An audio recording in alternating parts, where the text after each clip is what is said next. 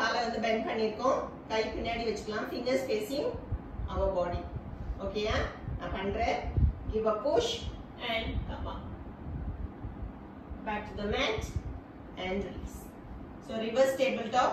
எவ்வளவு முடியுதோ அவ்வளவு பண்ணலாம். காலை bend பண்றது கஷ்டமா இருந்துச்சுன்னா you can stretch your legs and come up, which is comfortable for you. So try பண்ணுங்க, explore பண்ணுங்க. Bend your legs. Place your palm behind you. Give a push and come up. Keep breathing. Back to the mat and release. Super.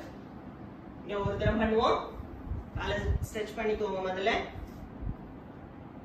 கொஞ்சம் shoulder வலிக்கும், but it's okay.